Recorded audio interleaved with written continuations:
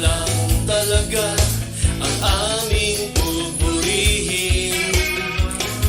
Ikaw lang talaga ang sasambahin.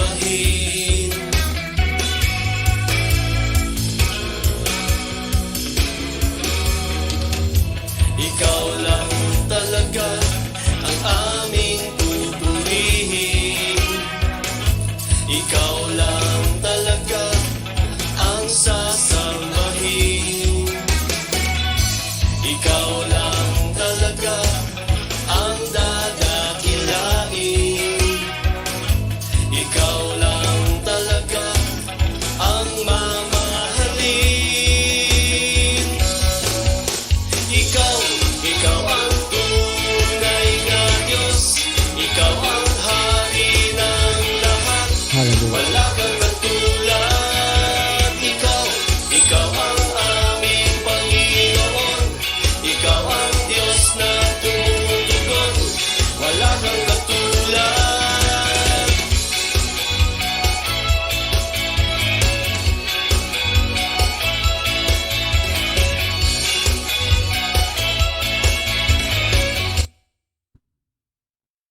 Hallelujah. Praise God. Magandang umaga po sa bawat isa. Hallelujah. Praise God. Panibagong araw na naman ng pakikinig ng salita ng Diyos. Panibagong araw na naman ng pananalangin, pagtitiwala sa ating Diyos na buhay. Hallelujah. Praise God for this wonderful day that the Lord is doing in our lives. God will never be absent in our lives, mga kapatid. Dahil kung absent ang Panginoon sa buhay natin, sinisigurado ko sa inyo, wala na tayo sa mundong ito. Praise God as we study the Word of God in Psalms 81. In Psalms 81 ay ating i-review ang tinatawag na kalagahan ng pakikinig, no? Siyempre, pakikinig sa salita ng Diyos. Hallelujah. Sa panahon ito ng pandemya, what we need is something positive. Mga salita na nagbibigay ng pag-asa, hindi nagpapahina ng loob ng tao. Isang mga salita na hindi nakatutok sa problema, kundi nakatutok sa solusyon, hindi ng tao, kundi ng Diyos. How we desire and we pray that our government for more than a year, sana dumating ang pagkakataon ng ating gobyerno mula sa presidente will not only call for people to pray, but will lead the nation to humble ourselves in the presence of God. Yan ang pinakamatindi na thousands of years ago, it is tested, effective. Kesa sa tinatawag nating science na kung saan may limitation, may side effect, no, may adverse effect.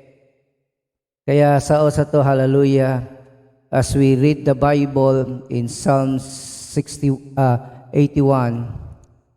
hear, O my people, while I admonish you, O Israel, if you would but listen to me. So from verse 8 to 16, may God bless these words as it speak to us. Kaya tayo po'y manalangin. Ama, alisin mo po, O Diyos, ang lahat ng mga hadlang upang hindi makadaloy ang iyong kapayagan sa puso't isipan namin, Ama. Patawarin mo po kami, O Diyos, sa lahat ng aming nagawang kasalanan, sa aming sinasadya o hindi sinasadya, maging sa mga salita na lumabas sa aming bibig na di kalugod-lugod sa iyo. O Diyos, sa to, Ama, patuloy mong baguhin ang aming mga puso. Linisin mo ng iyong masaganang dugo na dumaloy sa krus. At nalangin po namin, Ama, na sa umagang ito, Panginoon, ay handang tumanggap ng kapayagan mo, handang tumanggap ng pag-asa handang tumanggap ng mga pangako mo. Salamat po, Diyos, at ihanda mo po ang bawat isa, lahat ng naabot ng tinig na ito, ng broadcast na ito. Ikaw po ang kumilos sa kanila, maging totoo ang iyong mga pangako. Matupad, Panginoon, sa mga taong nananalig sa iyo. Marami po salamat sa pangalan ng Panginoon Kristo. Amen. So sabi dito, hear, O my people, while I admonish you. Habang kinakausap po kayo, makinig kayo. No? So makinig. So verse 2, ang sabi dito, there shall be no strange God among you. You shall not bow down to a foreign God. So katulad sinabi, makinig kayo. At sabi dito, there shall be no strange God among you. Anong ibig sabihin nito? That ang buhay mo, ang lahat-lahat sa iyo, ay inaasa mo sa isa, no? Kung hindi yan ng Diyos, ayaw yan ng Panginoon. Ulitin ko, no? Never put your trust into something, sa bagay, sa gawa ng tao, or sa nature, no? Tanging sa Diyos lamang tayo umasa. Sa loob ng isang taon, maraming manggagawa na merong secured position in their company.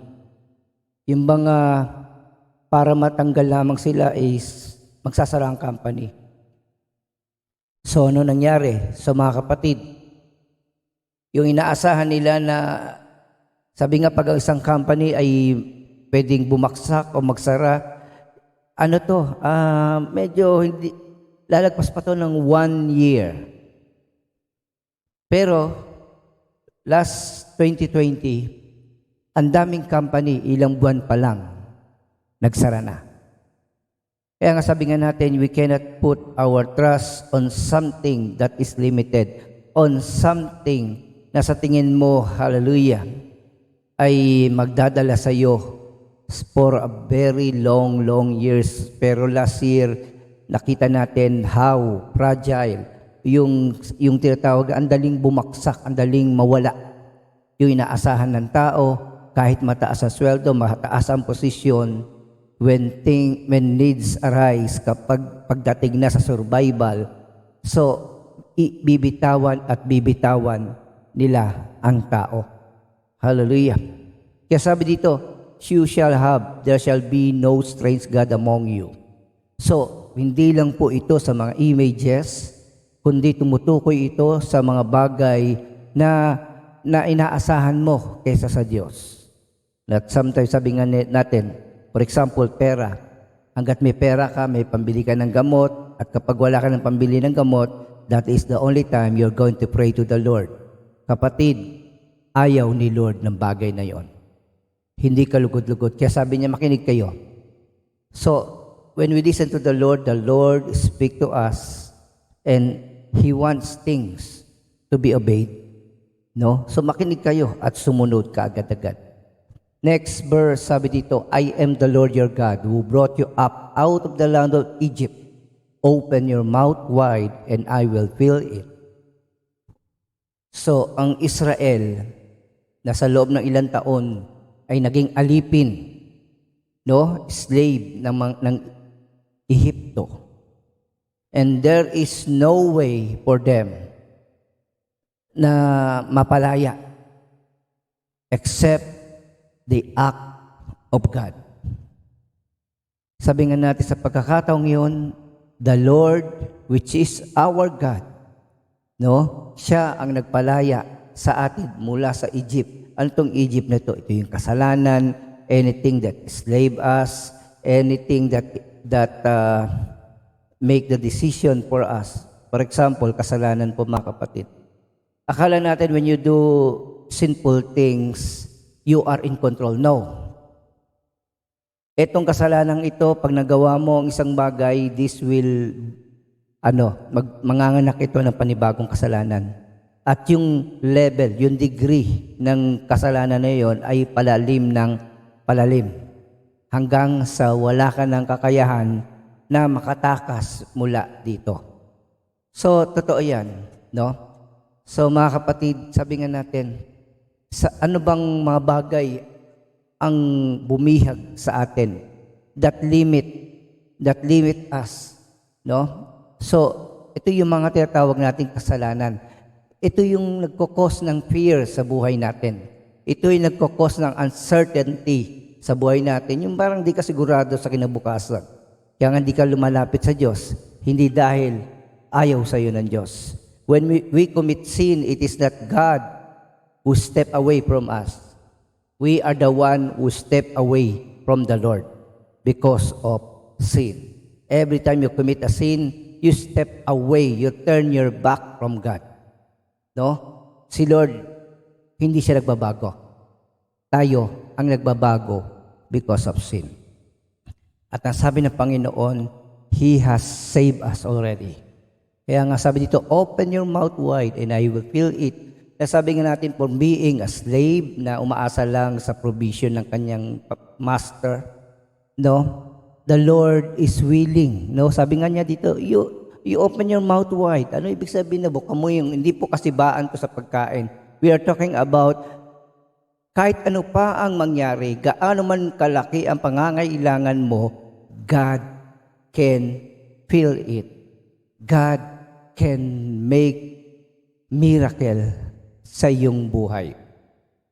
Kaya nga sa inyo nakikinig ngayon, kahit ano pang sitwasyon, it could be sickness na tinanggihan na ng doktor, no? Mga impossible things na hindi na kayo makakabangon, kapatid, when you call upon the name of the Lord, expect salvation. Expect redemption. Hallelujah. If we only hear His voice, kung siya'y nagsasalita, makinig tayo. May God speak to you through this word.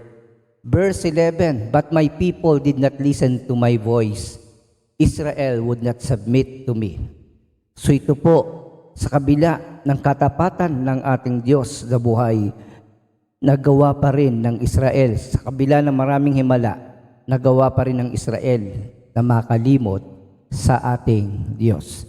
At ano yung unang dahilan kaya sila'y nakalimot?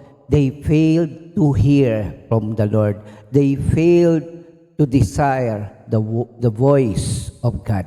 So, this is the cause of our errors. Ito ang cause ng ating downfall. Failure to listen to the words of God. Psalms 81 verse 12. Sabi nga, kung makikinig lang daw talaga tayo sa Panginoon, no? But sa tigas ng ulo natin, so I gave them over to their stubborn hearts to follow their own counsels. Kaya nga pinabayaan tayo ng Diyos na gawin ang gusto natin, and what happened? Ang akala natin na matuwid at maayos, pagdating sa dulo ay kapamakan. Katulad ng mga tupa na naligaw. Takbo ng takbo. Ang problema sa mga tupa, mahina ang mata. Hindi nila nakikita masyado yung kanilang pinupuntahan. Kaya pagdating sa dulo, kung ito ay bangin, otomatiko sila ay malalaglag. No? So, when we commit sin, expect the consequences of our own action.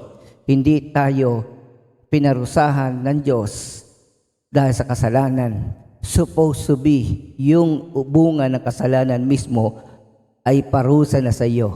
Ang tinatawag nating parusa ng Diyos is eternal damnation. Walang hanggang paghihirap. Saan?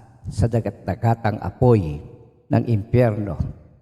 So, katakutan natin ang Panginoon. Sabi dito, Psalms 81 verse 13, oh, that my people would listen to me, that Israel would walk in my ways.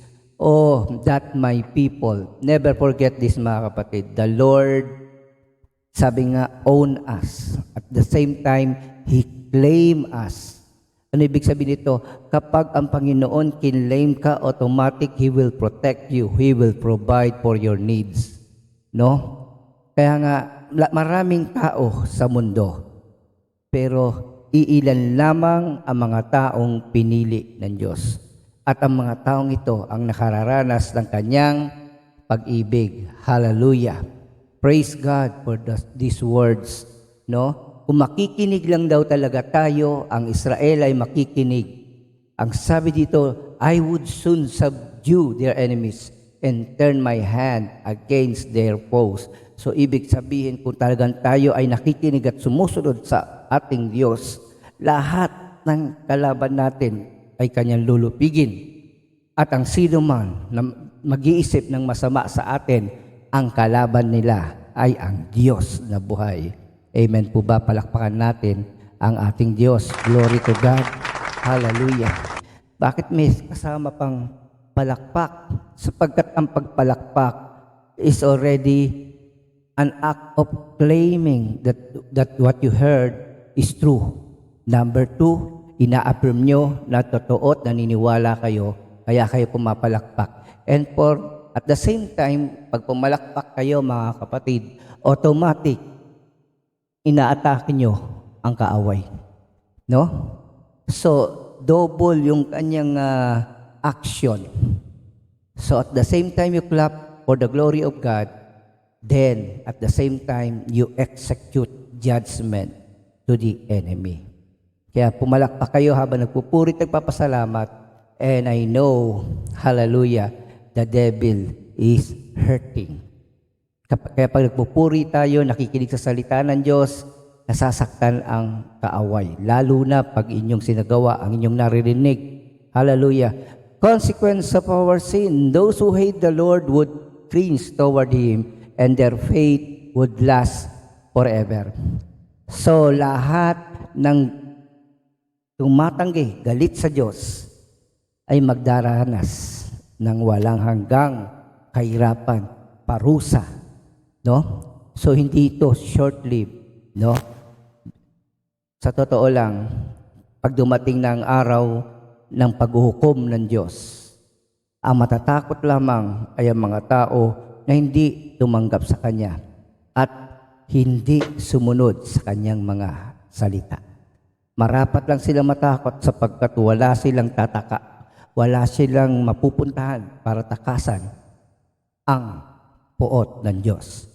So tinatanong natin, bakit pastor, di ba ang Diyos ay mapagmahal? Tama. Ang Diyos ay mabuti. Tama po. Kaya nga binigay niya ang kanyang buktong na anak na si Jesucristo upang kung tayo manalig sa Kanya, tayong lahat ay maliligtas. Hindi tayo magbabayad, si Kristo ang nagbayad ng ating kasalanan upang tayo magkaroon ng kaligtasan. Lahat ginawa na ng Diyos para tayo makaranas ng biyaya mula sa Kanya. Pero bakit tinatanggihan ng tao ang katotohanan patungkol sa Diyos? Kaya sa verse 16, ang sabi dito, but He would feed you with the finest of the wheat, and with honey from the rock, I would satisfy you. Hindi nyo maikukumpara ang pagpapalang ibinibigay ng Diyos kesa sa pagpapala na meron ang mundo. Number 1, ang mga resources sa mundo ay may limitation na uubos. But the blessing of the Lord, sabi nga natin, unlimited. Number 2, sabi nga natin, high quality. O sinasabi ko, heavenly quality. Hindi mo makikita o mabibili sa mundo ang biyaya na binibigay sa atin ng Diyos. Sabi nga natin, and with honey from the rock, I would satisfy you. So, ito po ay sa Middle East, usually talaga ang mga bees doon, yung mga pulot-pukyutan doon, ay doon nagtatayo ng nest sa mga batuhan. Hindi katulad dito na kumisa sa puno at kung sa bubong, sa kisame. So, hallelujah, and you will have the best honey. No? So, kaya nga, sa totoo lang, walang sinabi ang mga bagay dito sa mundo sa mga bagay na nilikha ng Diyos sa kalangitan. Sabi dito, the body without appetite for food is sick. So, pag ang tao walang gana, may sakit. But the intellect without appetite for truth is sick. So, ang isip, ang kaisipan, na hindi nauuhaw, nagugutom sa katotohanan, is also sick. No? And the soul without appetite for righteousness is also sick. At ang kaluluwa na walang gana sa katwiran, sa righteousness, ay merong sakit din. Kaya ngayon, pandemya nga, sabi nga natin, we are all affected. May sakit at wala. Kung wala kang mang sakit na COVID-19, ang sakit mo naman is mental disorder, stress, anxiety, and depression. But be of good cheer, kapatid. We have the Word of God. Sabi nga natin, saan ba galing itong Word of God? The Bible. Bakit kayong mga Kristiyano naniniwala sa Bible? Lahat ba ng nasa Bible ay tama? Bakit kung tayo gumagamit ng isang Bible, ba't maraming relihiyon? So, anong ibig sabihin nito? Number 1, yung tinatawag na uniqueness of the Word. Number 1, ang salita ng Diyos, sabi ng 2 Timothy chapter 3, verses 16 to 17. All Scripture is God-breathed. Ibig sabihin,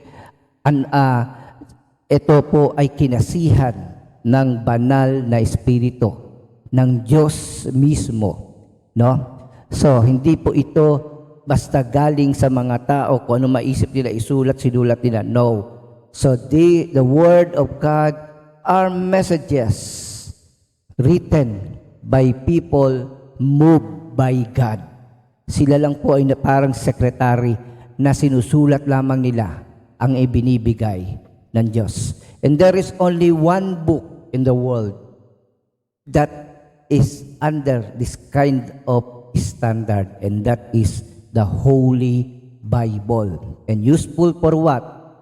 Teaching, rebuking, correcting, and training in righteousness, so that the man of God may be thoroughly equipped for every good word.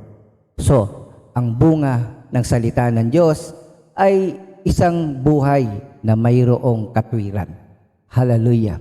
So, ano ang apat na gamit, no? 4 ways Scripture is useful to us.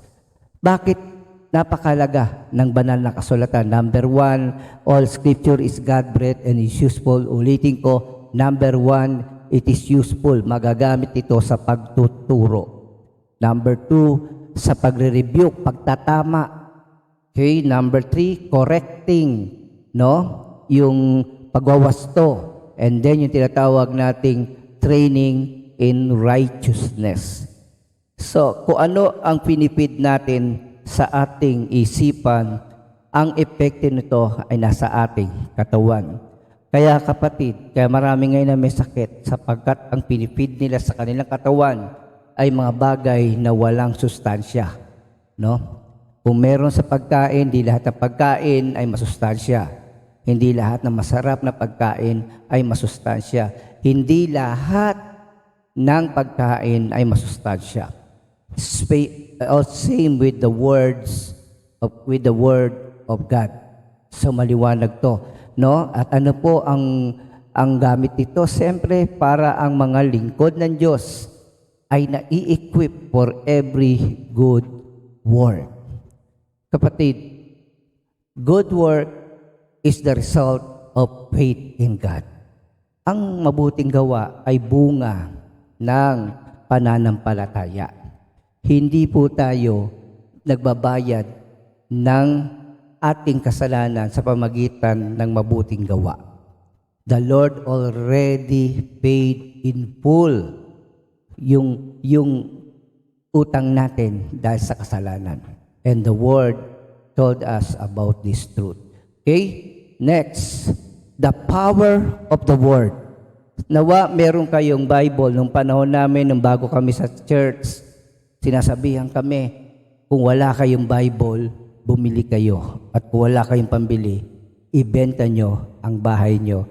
Hindi po pinabebenta ang bahay. No? Nung panahon namin, ang Bible, Old and New Testament, ay nasa 60 pesos. No? Ngayon, nasa 50. No? Kung ito ay discounted. 100 kung maganda ang papel at 1,000 kung gusto mo ng high quality material. But I tell you, hindi yung libro, kundi yung message, no?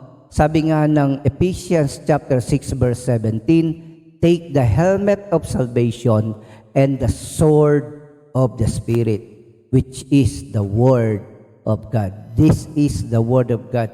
This is what the Lord wants you to hear. Ito ang key for the blessing of our God. Sabi nga dito, tingnan niyo po yung words.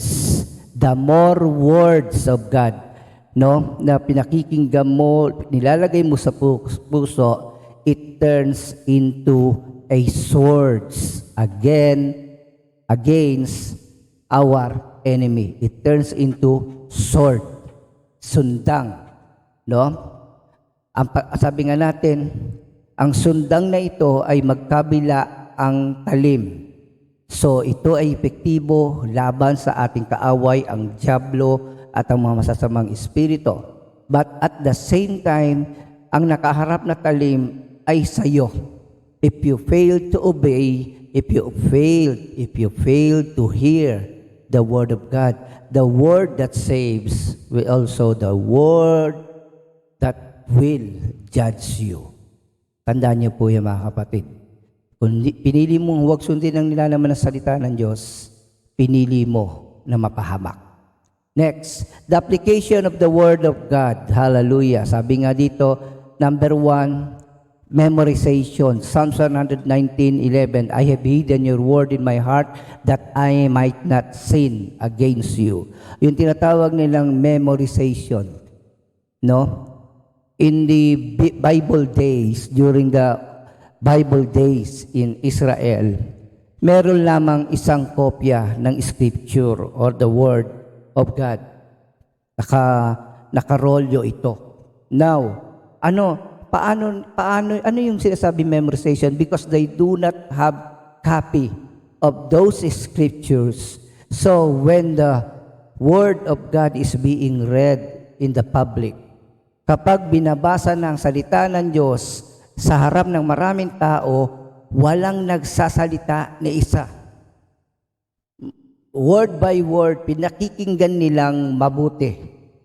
At pagkatapos silang pakinggang mabuti ang mga salita ng Diyos na narinig yan at the end of reading the word or the scripture, inuulit-ulit nila yon sa bibig. Lahat ng narinig nila, inuulit-ulit nila yon for the purpose of memorizing, for the purpose na manatili ito sa kanilang puso at isipan. Parang ngayon nga lang nangyayari na may nabasa kang Bible verse, tapos pinost mo sa FB at mga few days, wala na, di mo na alam. Di mo na maalala yung salita na yon ng Diyos, no? But the Israelites are different people. Kaya nga chosen people sila eh. Talagang nakikinig sila, walang nagsasalita. Talagang full attention sila sa Word of God. At pagkatapos, at the end, uulit-ulitin nila yon. Kahit sa hapag ng pagkain, lalo na yung Passover, inuulit-ulit nila yung kwento ng pagliligtas ng Diyos. Hallelujah. So number 1, memorization. You memorize the Word, at kapag dumating ang time na kailangan mo ito, lalabas to sa iyong mga bibig. Number 2, application of the Word of God is meditation. Psalms chapter 1, verse 1 to 3. Now, meditation, ibig sabihin, as you hear the Word, you meditate for its meaning. You meditate for its interpretation. You meditate it for its application. No, hindi lang po yan na uupo ka. The Word of God, Marami, may sabi nga nila, kayong mga fundamentalist Christian. Ano yung fundamentalist? Kasi para mga tao kayo na nagre-rely lang kayo sa Bible.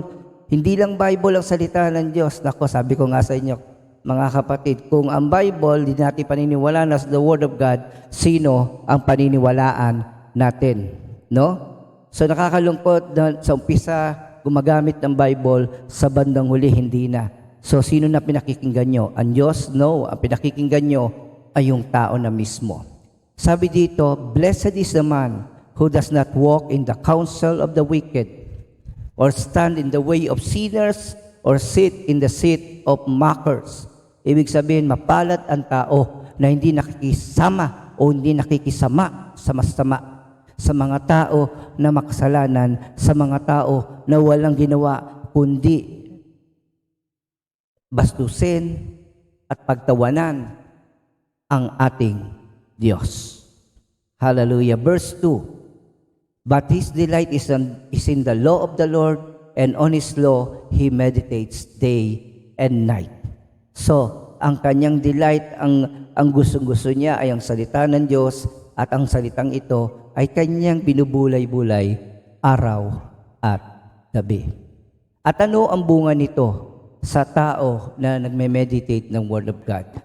He is like a tree planted by streams of water, which yields its fruit in season, and whose leaf does not wither. Whatever he does, prosper. Katulad daw siya ng isang punong kahoy tabi ng batisan. Sagana sa bunga sa kapanahunan, at hindi natutuyuan ang kanyang mga dahon. At anuman ang kanyang gawin, siya ay magtatagumpay. Nakakalungkot isipin that the promise of the Word of God is for the best of all of us. Pero nakakalungkot that people rather neglect or despise or reject the Word of God, and then they will ask, bakit naghihirap kami? Bakit nahihirapan kami? Bakit puro sumpa ang nangyayari sa buhay natin? Simple, because we despise God, we despise His Word. No, my people are destroyed for lack of knowledge. No, if you have rejected the Lord, the Word of God, you have rejected the Lord. Hallelujah. Another, syempre, pagbubulay mo, kailangan isagawa mo ito, no? I remember the story of a king, of a very big kingdom, na naniniwala sa Bible, no? Na kapag siya ay may sakit, pupunit siya ng isang pahina ng Bible, kakainin ito. So every time na nagkakasakit siya, pumupunit siya ng pahina at kinakain ito. Eh siyempre, dahil lagi siya nagkakasakit, naubos niya ang lahat ng literal Bible sa kanyang kingdom. Mga kapatid, wala sa papel ang kapangyarihan na salita ng Diyos. Nasa mensahe. Kung ang mensahe niyan ay hindi mo isasagawa sa buhay mo, hindi mo mararanasan ang pangako ng ating Diyos na buhay. Hallelujah. Do not merely listen to the word and so deceive yourself. Do what it says. Kaya nga sa panahong ito, sinasabi ng gobyerno, magsuot ng face mask, face shield pag lumalabas, at sabi nga mag-social distancing. So ano nangyayari? Hindi sila sinusunod ang tao, kaya sila nahahawa ng COVID-19. At ngayon, magagalit sila sa gobyerno dahil nagpe-fail ang gobyerno na tapusin o matanggal, lupigin ang COVID-19 pandemya. Nakakalungkot. Nasabi nga, kung sumusunod sana ang tao, hindi siya mahahawa ng COVID-19. Kaya tayo naghihirap ngayon, kaya tayo nahihirapan, ay dahil ayaw nating manalig sa gobyerno na ang layunin nito ay sa kabutihan natin. Nakikinig tayo sa mga chismis na ang gobyerno ay nagnanakaw, na ang gobyerno, ang dami na pong opisyal ng gobyerno ang namatay because of the COVID-19. Ginagawa nila ang kanilang trabaho sa panahon na sila ay nahawa. Pwede naman silang magtago na lang at huwag magtrabaho, pero ginawa nila ang kanilang bahagi sapagkat yun ang kailangan gawin nila. Kaya lang ang tao nabubulagan dahil sa mga mali, sa mga fake news na yon. Isipin nyo, there is only one book that talks about the truth. No fake news. Puro faith news. Faith news. So that is the Holy Bible. Kaya kapatid, may Biblia ka ba sa bahay mo? Sabi ng Psalms 81, it is very clear, kung nakikinig lamang kayo, agad-agad lulupigin ko ang inyong mga kaaway. Agad-agad lalabanan ko ang sinumang kumakalaban sa inyo. Amen po ba? Napakasimple.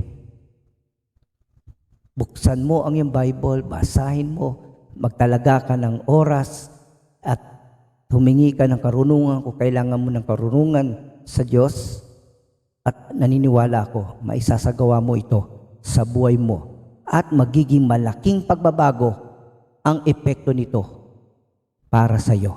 Hallelujah.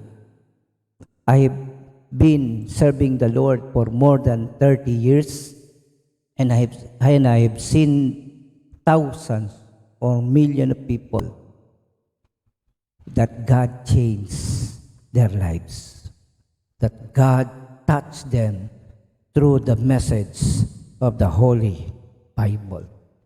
Hallelujah. So, I have seen the effectivity of the Word, and I have seen the faithfulness of God who gave His Word.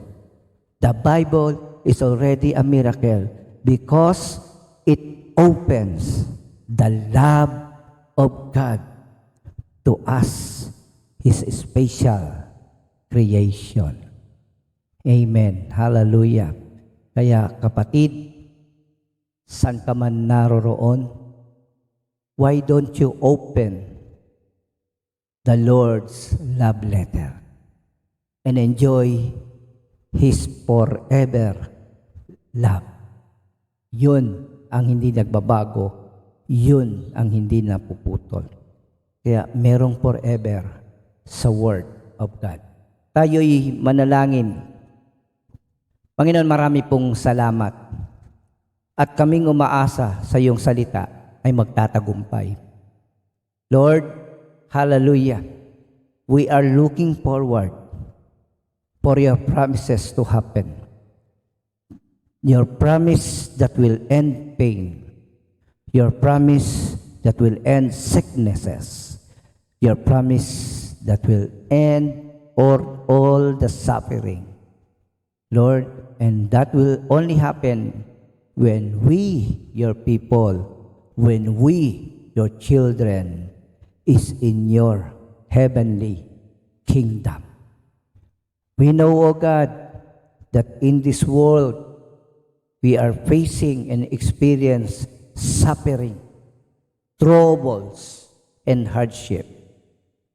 But Lord, you have promised us that you have overcome those things and you have prepared a heavenly place for us whom you have called, whom the Father gave to you.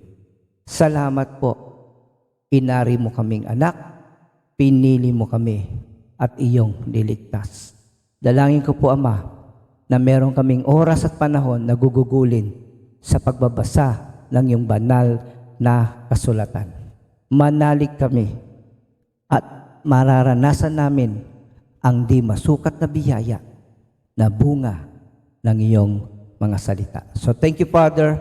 Lord, I pray na uhawi mo po ang bawat isa, and may we experience a great revival in our country. The revival for the people to seek the Word and to seek God. Lord, we pray, Panginoon, ng aming mga barangay na maging zero infected. In Jesus' mighty name.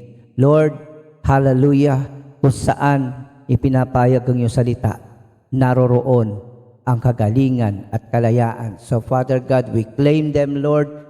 Tunay nga, Panginoon, sa Barangay 143, merong mga gawain doon na binuksan para sa iyong salita. At tunay nga, marapat lamang na angkinin namin ng bunga ng pagpapala sa pakikinig ng iyong salita.